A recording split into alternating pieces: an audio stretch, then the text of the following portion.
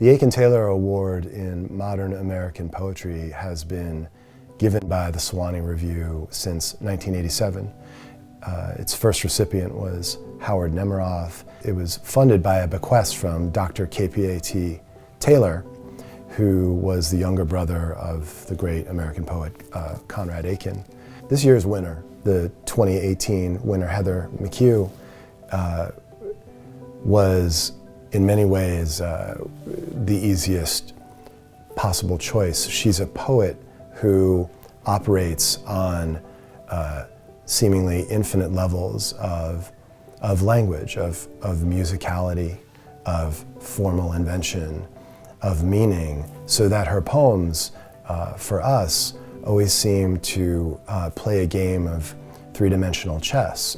She's in some ways an extraordinarily generous poet, an extraordinarily human poet, but also somebody who's has as lively an intelligence as you'll ever encounter in letters.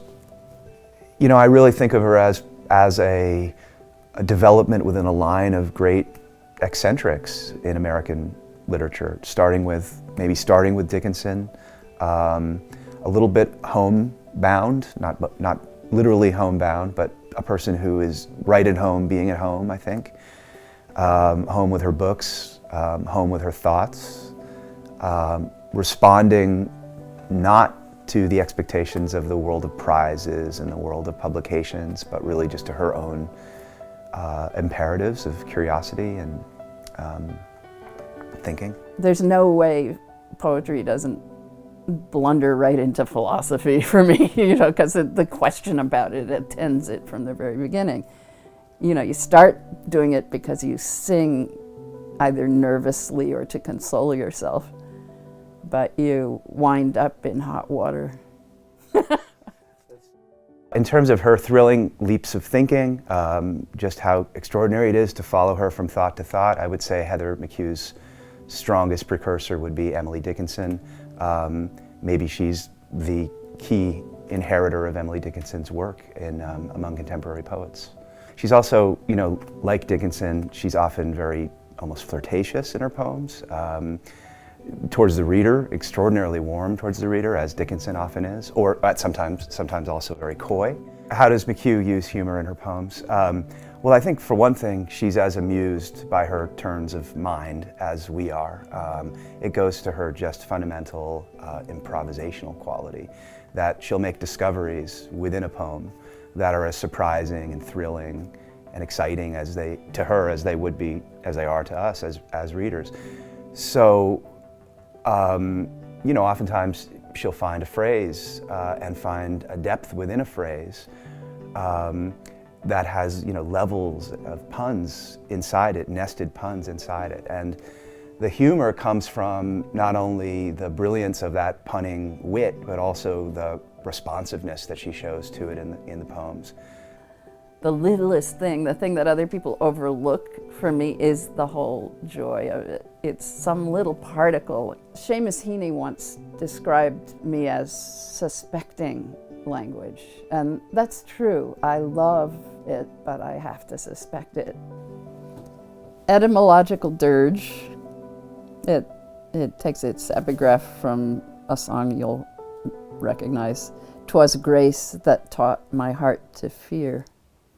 Calm comes from burning. Tall comes from fast.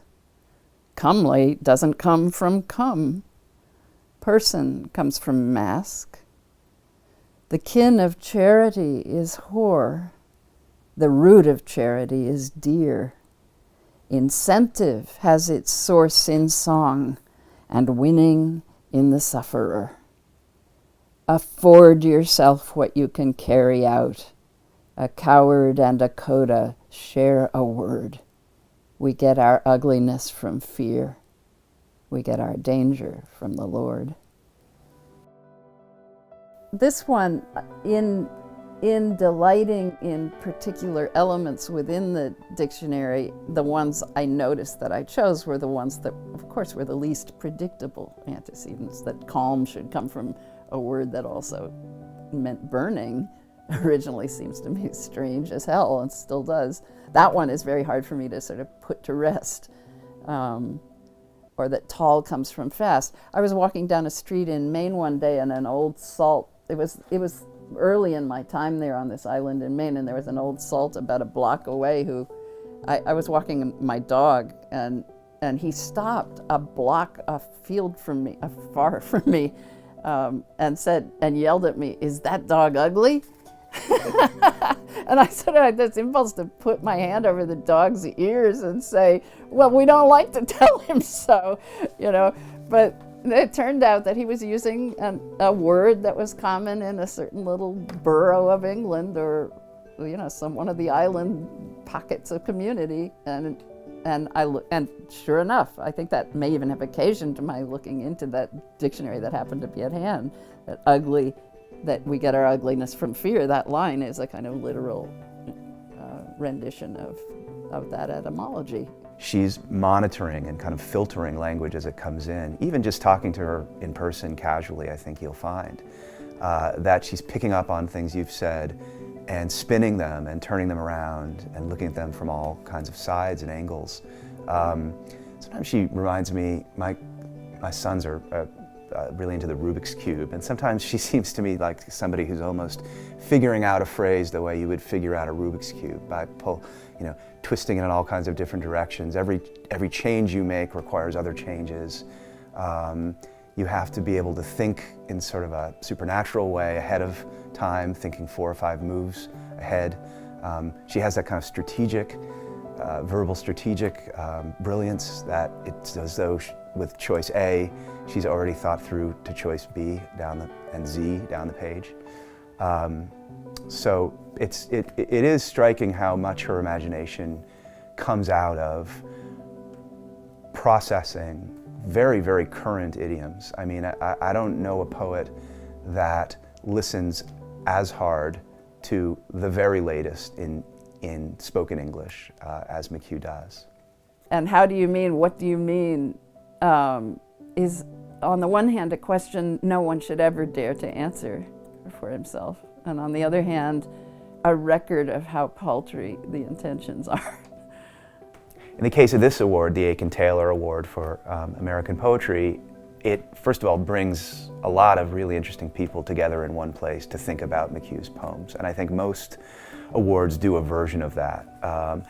Convening people in actual physical space. But of course, it also convenes readers in virtual space from all around the world who are going to encounter McHugh's poems in the pages of the Sewanee Review, maybe for the first time, encounter my essay on her so that there's some guide in how to read her and think about her. And hopefully that trickles down into communities, bookstores, book groups, book clubs, high school syllabi, college syllabi. I'm going to read the poem Curve. It's a short one. Freezeburn forms whirlpools, and bear fur has curve. My line is gravity's sheer vertical. Memories the same seem. Sail a memo down, there's the spooled reel. Plunge into simulcast. Caught up in the network is a blue planet, spinner par excellence. It's too small. Throw it back.